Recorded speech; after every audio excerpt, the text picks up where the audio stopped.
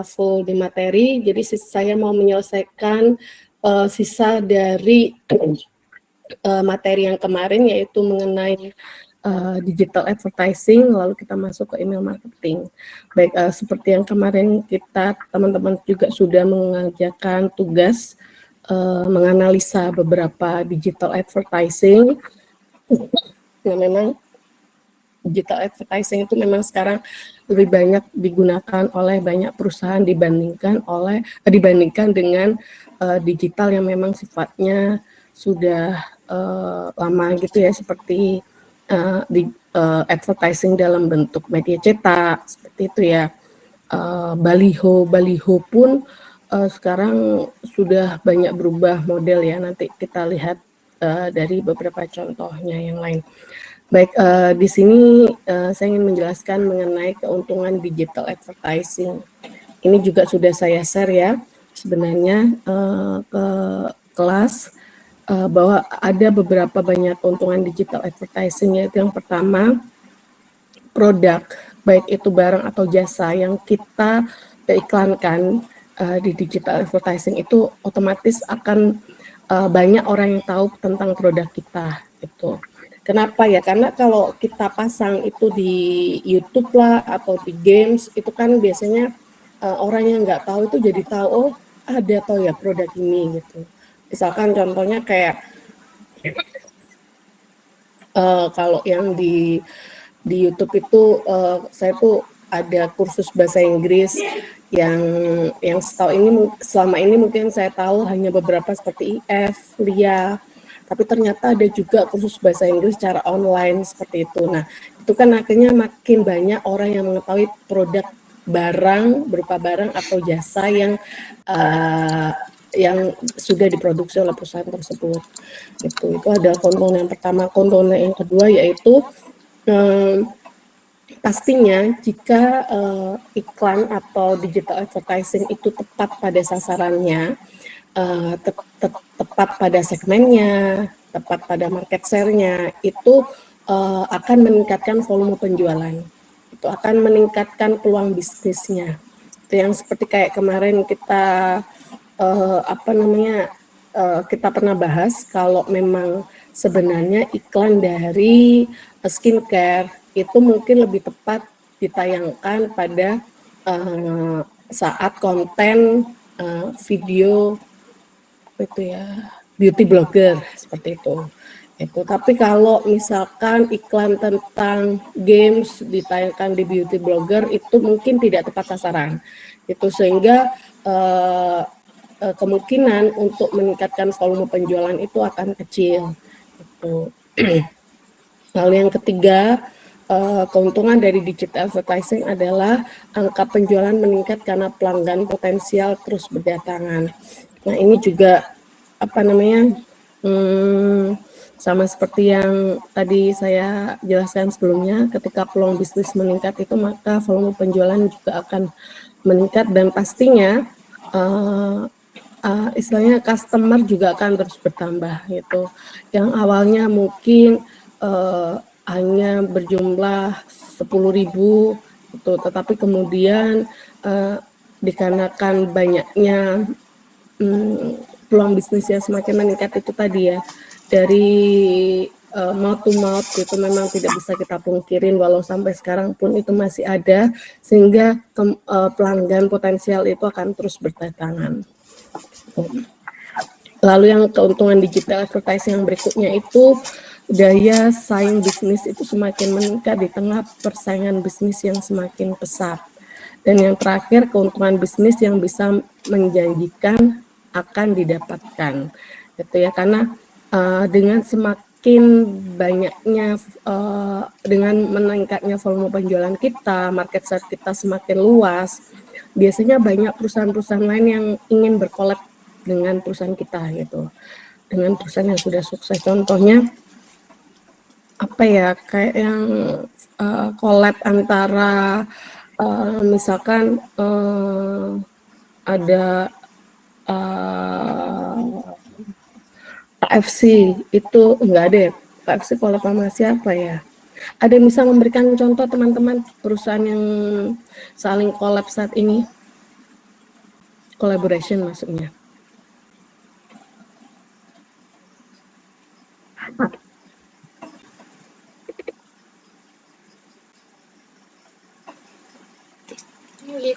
Halo?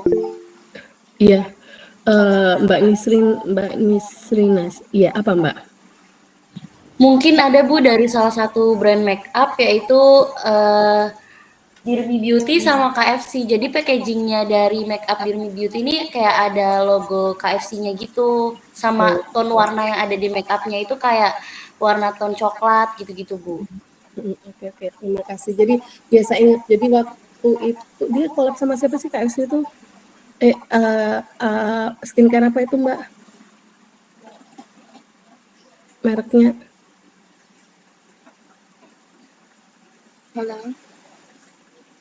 Halo? Ya, mungkin keputus ya. Jadi memang ada salah satu skincare itu dia berkolab dengan KFC sehingga hasilnya itu bukan hasilnya, bentuk packagingnya itu kayak bentuk kayak French fries seperti itu. Lalu ada, padahal itu sebenarnya cuma blush on gitu, tapi dikemas seperti French fries seperti itu. Teman-teman ini kira-kira nyaman nggak pakai Google Meet? Kalau enggak, saya buatkan Zoom-nya. Nyaman sih Bu, soalnya juga biasa pakai Meet sih. Oh iya, nggak ada masalah ya kalau misalkan ini. Baik, berikutnya saya balik lagi ke nah, sebentar ya, saya WA ke Mas Mbaknya.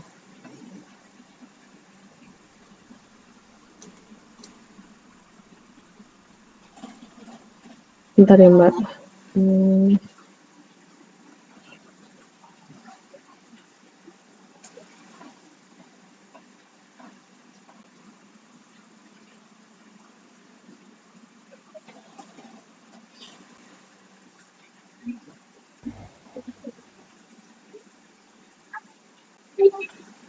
Baik, jadi ada macam-macam ya.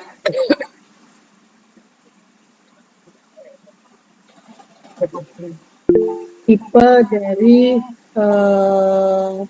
dari digital advertising. Jadi di sini ada macam-macam, ada yang melalui search engine marketing, ada display advertising, ada social media advertising, ada native advertising, dan ada remarketing. Nah, kita kuliti satu-satu. Jadi kalau search engine marketing itu seperti ini, dan mungkin teman-teman juga sering banget ya lihat ya, kalau kita googling gitu, misalkan kita lagi cari YouTube converter gitu, lalu enter. Nah, itu kan beberapa itu ada di atas, itu yang paling atas itu pasti yang advertising gitu ya. Mungkin kita bisa langsung, ini kelihatan nggak Mbak? Saya lagi sharing. Kelihatan Bu. Kelihatan Ibu.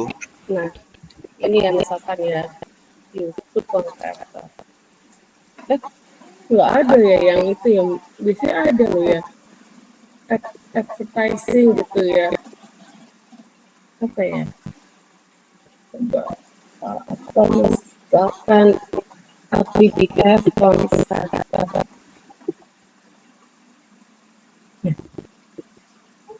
Tapi biasanya ada ya, yang ada AD-nya itu ya, yang misalkan kalau di sini ini, nah di sininya ini ada tulisan AD kecil, itu maksudnya itu memang yang dia pasang iklan di Google itu. Jadi itu pasti istilahnya, misalkan kita lagi nyari sebuah aplikasi gitu. Nah, atau sebuah web yang untuk converter.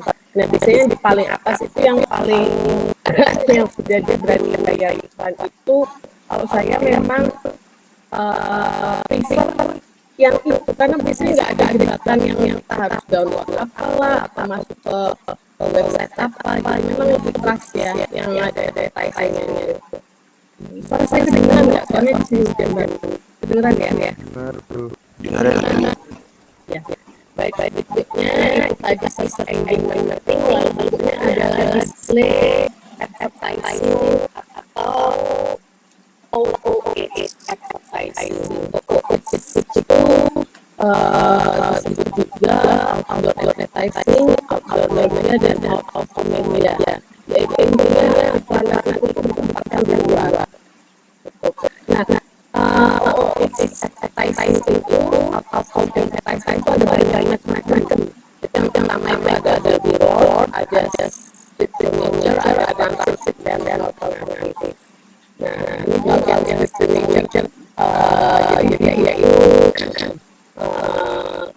ada yang di Halo, Habis, ada di kalau di Telkom itu mungkin nggak ada lagi ya. Di Indonesia itu mungkin nggak ada lagi. Lalu terus di situ mungkin masih ada gitu ya. Lalu kalau oknum advertising yang berikutnya adalah advertising, ini iklan ditempatkan pada apapun yang bergerak. Jadi contohnya ini, lalu iklan kereta berwarna, dan taksi, dan macam-macam lah ya. Jadi itu seperti mobil billboard itu. Mungkin teman-teman itu sering lihat kalau kayak di taksi yang angkot gitu ya, kan biasanya pasang iklan apa. Yang paling sering saat ini tuh iklan-iklan caleg ya.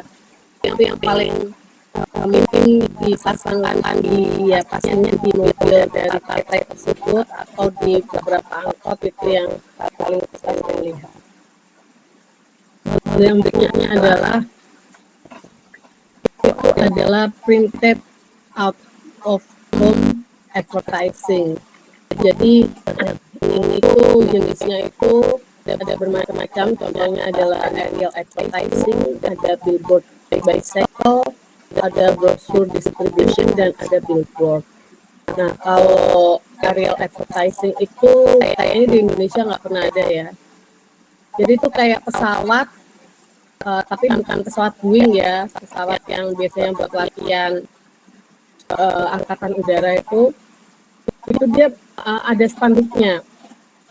Itu mungkin kalau teman-teman nggak pernah lihat di Indonesia, karena saya juga nggak pernah lihat juga, tapi saya sering lihat itu di film-film luar gitu, ataupun acara-acara apa reality show yang di luar ya, di luar negeri itu memang masih ada aerial advertising, dan ini pasti biayanya sangat besar sekali kan gitu. Lalu ada lagi billboard bicycle, jadi ini sepeda itu apa narik iklannya, bisa nggak? Jadi bisa ya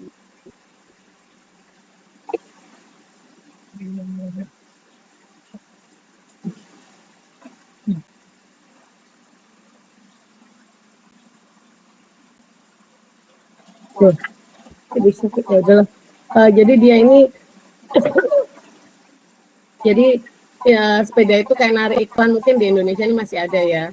Kalau yang paling sering kita temui di Indonesia itu adalah brochure distribution. Nah, ini itu yang masih paling sering kita temui, dan saat ini itu apa ya? Mungkin teman-teman kalau lewat, kalau saya kan ke Ketintang itu ngelewatin itu loh, dari tol ke Ketintang itu ngelewatin daerah apa sih yang sungai itu loh Mbak. Mas itu di situ tuh ada ibu-ibu, bapak-bapak itu selalu ngasih brosur gitu. Tapi mungkin kalau untuk yang pakai sepeda motor itu ya yang bisa ngambil ya. Tuh, saya nggak tahu itu brosur apa gitu, tapi itu yang saya paling sering lihat gitu kalau kita mau ke kampus. Lalu yang berikutnya adalah billboard. Billboard ini ada di biasanya memang di jalan-jalan arteri ya. Kayak kalau di Surabaya itu di Jalan Basuki Rahmat, di Jalan Ahmad Yani, itu semakin besar billboardnya di jalan-jalan arteri seperti itu, biayanya pasti semakin mahal. Gitu. Nah, billboard sekarang itu kan macam-macam ya. Ada yang memang billboard cetak, ada yang juga memang apa televisi seperti itu. Lalu ada yang AR yang sempat saya tunjukin kemarin gitu ya. Baik, berikutnya ada bis, masih dalam kategori printed out of home, ada bis advertising. Jadi bis advertising itu bentuknya seperti ini. Jadi di bis itu ditempelin merek apa. So far sih saya nggak pernah lihat ya kalau karena saya juga salah satu konsumen bis yang dari Malang ke maaf dari Surabaya ke Malang, itu tuh saya nggak pernah lihat ada iklan yang nempel di bis tersebut gitu, kecuali memang itu merek dari bis itu. Contohnya kayak yang bis hijau itu bis Rescue. Jadi dia bisnya hijau, ada tulisan merek bis tersebut Rescue. Tetapi ketika bis yang ditempelin iklan seperti ini, itu saya nggak pernah lihat. Kalau teman-teman mungkin lihat itu mungkin yang masih bis di dalam kota, itu yang mungkin masih ada bis advertisingnya. Lalu ini ada commuter rail display, yaitu jadi ini juga nggak ada di Indonesia karena dia itu istilahnya itu apa namanya, ini karena memang ini kita ngambil dari buku luar ya, jadi itu tuh kalau di luar mungkin teman-teman sering lihat itu ada kafe-kafe di luar gitu. Nah di seberang, di pinggir-pinggir itu ada commuter rail display-nya, itu ada iklan-iklannya. Tapi ini memang di Indonesia nggak ada. Gitu. Lalu berikutnya adalah gas station pump to advertising clean signage, ini juga nggak ada di Indonesia. Jadi ini kalau kita lagi ngisi bensin, selama ini kan memang yang ngisiin yang jaga ya, tapi mungkin di beberapa ada sudah yang memang self service gitu. Di dekat kampus itu ada juga ya yang di Ahmad Yani. Terus kalau saya itu di jalan tol yang mau dari Surabaya Mojokerto itu ya itu di situ tuh ada self service. Nah masuknya gas station pump itu ketika kita ngisi itu di sininya itu di atasnya di atasnya bensin itu yang mesin bensinnya itu ada iklannya gitu. Kalau di sini kan nggak ada, ya udah benar-benar mesin dari bensinnya itu doang gitu. Ya kalaupun kita ngisi sendiri yang kita lihat ya cuma meterannya lagi jalan gitu, tapi nggak ada iklannya. Kalau di luar negeri itu ada. Nah yang dimaksud dengan yang iklan di pom bensin, yang di mesin bensinnya yaitu gas station pump to advertising clean sign. Nah ini masih dalam kategori printed out of home advertising. Ini ada inflatable billboard. Jadi ini mirip dengan billboard 2 dimensi, tapi dikenakan pada objek 3 dimensi. Nah, tapi ini juga jarang juga. Lalu ada lagi lamppost banner advertising. Ini juga nggak ada di Indonesia. Jadi di sini tuh ada lampu-lampu yang ditempatkan di mana-mana. Lalu memungkinkan pengiklan dan acara menggunakan spanduk untuk menargetkan lokasi geografis yang tepat. Nah ini juga nggak ada di Indonesia ya. Inflatable billboard sama lamppost banner advertising itu tidak ada di Indonesia. Lalu yang terakhir adalah mobile billboard. Ini menawarkan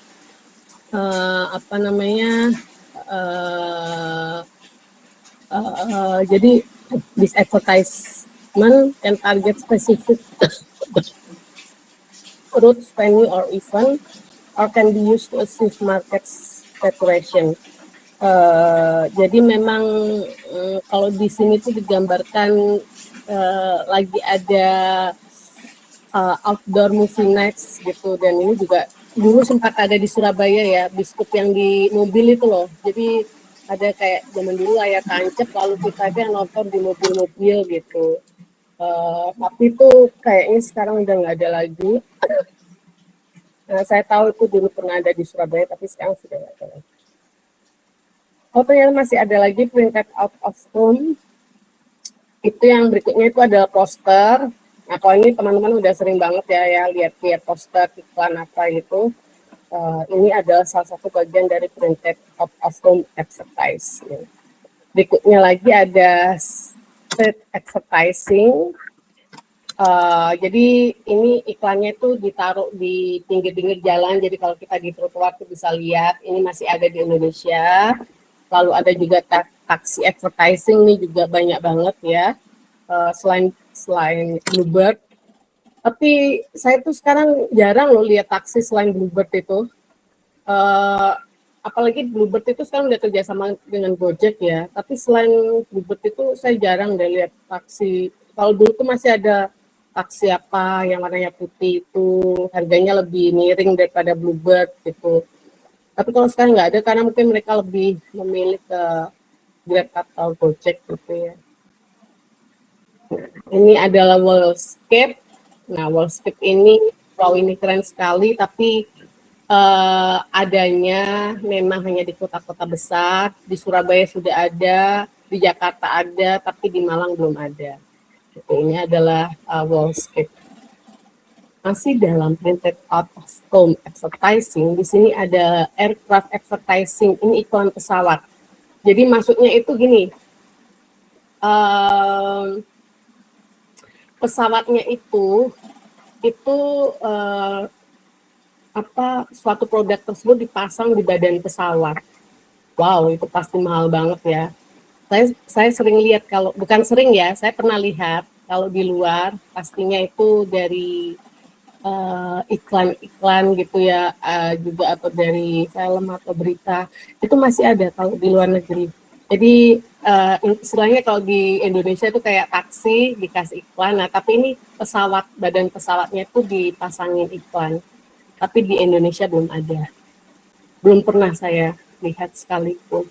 Kalaupun ada itu gini, saya pernah lihat kemarin itu pesawat Lion Air, dia dengan GNT, tahu kan GNT yang ekspedisi itu. Nah GNT-nya itu nempel di pesawat Lion Air tulisannya. Terus padahal jika untuk ekspedisi besar, mereka itu punya pesawat sendiri. Contohnya kayak FedEx, yang nggak usah dikata lah ya, kalau FedEx itu udah internasional, itu dia udah punya pesawat sendiri FedEx. Nah kalau apa namanya kayak si ini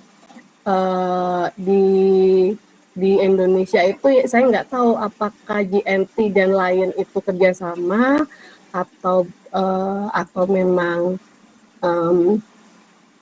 memang itu dia sudah kolaps ya, GNT X Lion Air gitu. Tapi saya kemarin lihatnya hanya satu pesawat yang di itu, yang ada tulisan Lion Air tapi ada tempel GNT.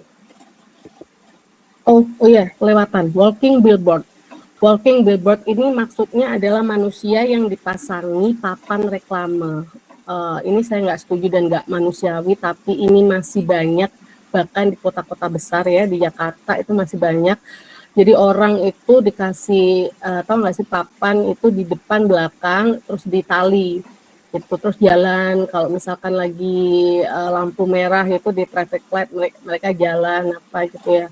Gitu ya, salah satu bentuk iklan, tapi saya ngelihatnya aja nggak nyaman gitu ya, karena kasihan gitu. Jadi mungkin dengan ketidaknyamanan ini akhirnya kita jadi nggak mau beli produk itu gitu. Nah berikutnya adalah DOOH, ini adalah digital out of home. Nah ini mengacu pada media dinamis yang didistribusikan ke seluruh jaringan berbasis tempat di berbagai tempat. Berbasis tempat di berbagai tempat termasuk kafe, toko kelontong, maksudnya toko kayak orang jual kebutuhan sehari-hari gitu ya, bar, restoran, klub kesehatan dan sebagainya. Nah, DOOH ini menggunakan dua platform utama, yaitu yang pertama adalah VPN dan yang kedua adalah DVP. Nah, dan DOOH itu menjadi cara yang hemat biaya untuk mempromosikan atau memasarkan merek atau produk apapun. Nah, ini adalah berbagai jenis luaran dari digital out of home. Itu ada billboard, lalu ada digital screen, lalu ada interaktif digital screen with face recognition. Billboard mungkin teman-teman sudah sering lihat. Digital screen ini kayaknya masih lah ya. Cuman yang saya masih confuse ini kemarin adalah interactive digital screen with face recognition. Kemarin ada teman yang bilang itu di salah satu di Pakuwon itu dia ada saya nggak tahu apakah ini benar atau salah ya, itu yang dimaksud dengan interactive digital screen with face recognition itu jadi dia di salah satu mesin yang besar gitu, dia face recognition, kemudian mesin itu akan, ini H&M ya, baju H&M itu di Pakuwon. Terus habis itu setelah kita face recognition itu nanti dia akan keluar, oh ini baju yang cocok dengan Anda gitu. Ini pilihannya, celananya seperti ini. Jadi outlook-nya nanti akan kelihatan seperti itu gitu. Nah, lalu ada lagi pragmatic out of home. Ini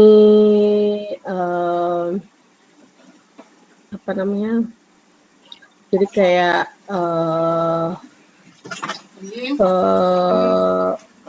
meminta pasar untuk menentukan, jadi pragmatic OOH ini meminta pasar untuk menentukan karakteristik audiens yang diinginkan dan secara otomatis menemukan sarana media untuk menyampaikan audiens tersebut.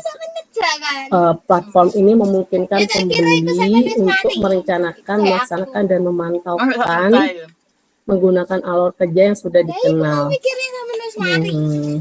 Jadi bedanya dengan yang di OOH, kalau di OOH itu yang tadi ya, yang masih manual itu, kalau yang pragmatic itu adalah, kalau pragmatic itu mengotomatiskan proses pembelian penjualan di beberapa layar dengan kemampuan yang ditingkatkan. Nah, kalau ini mungkin teman-teman udah sering banyak tahu ya, kayak yang ada di McD, di KFC, itu kan langsung pembelian itu, proses pembelian, proses penjualan itu sudah self service ya, yang pakai mesin loh ya, bukan yang di kasir gitu. Jadi itu ada yang sudah termasuk dengan pragmatic out of home. Ada juga di sini pragmatic out of home-nya itu kalau ini tuh kayak di saya nggak bisa bilang ini adalah marketplace ya. Itu kalau marketplace itu kan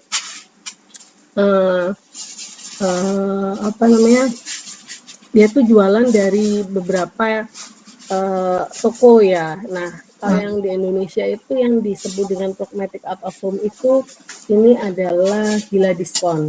Nah, mungkin teman-teman nanti bisa diklik Gila Diskon itu yang seperti apa. Lalu berikutnya, jadi ini adalah beberapa cara jika teknologinya itu dapat di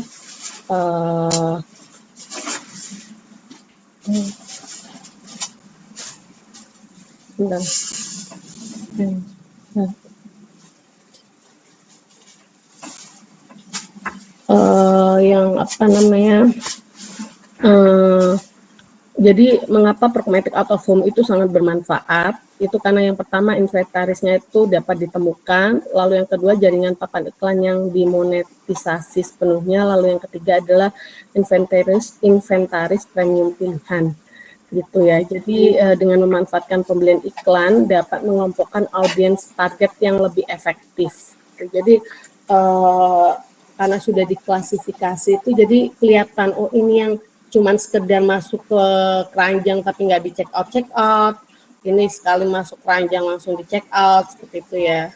Jadi sudah bisa diklasifikasi. Nah, ini tadi kan kita kita sudah masuk ke search engine marketing, kita sudah masuk ke display advertising, kita sudah masuk ke social media advertising, sekarang kita masuk ke native advertising. Nah, jadi kalau native advertising itu adalah bentuk media berbayar di mana iklan yang ditampilkan itu mengikuti format sesuai platform atau layout media placement, mulai dari jenis font, iklan, hingga bentuk gambar atau video.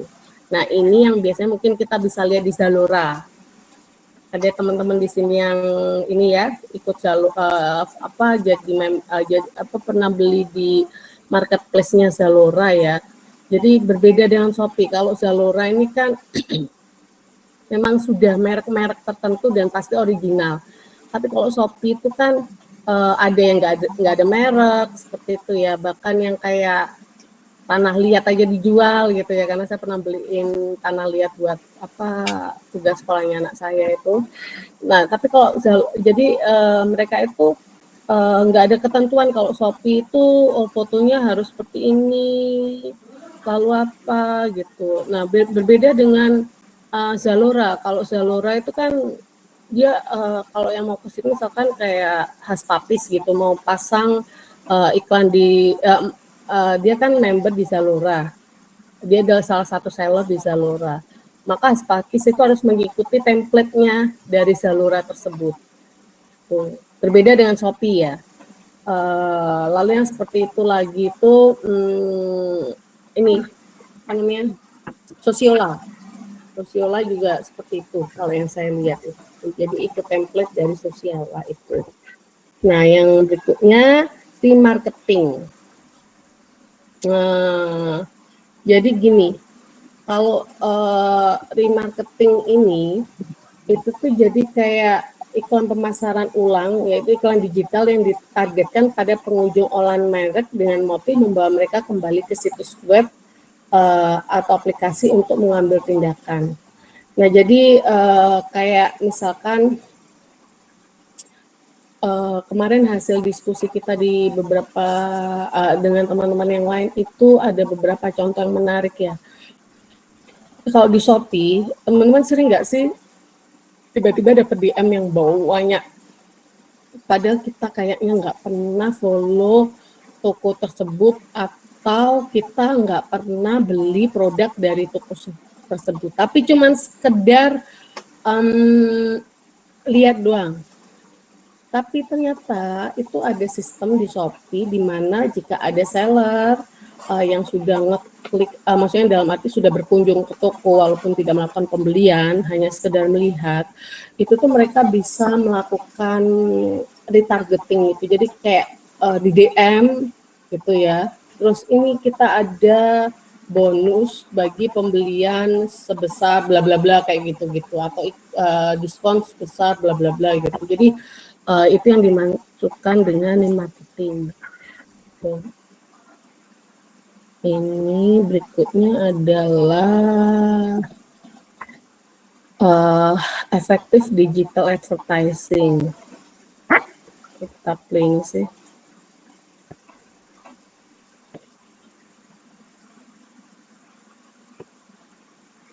Sorry.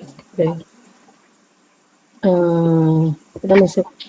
Jadi kalau efektif digital advertising itu ya berarti kita bagaimana kita bisa membuat digital advertising yang efektif gitu. Jadi pasti apakah ya pastinya untuk membuat yang seperti itu ya kita harus melakukan R&D dulu ya, research and development dulu.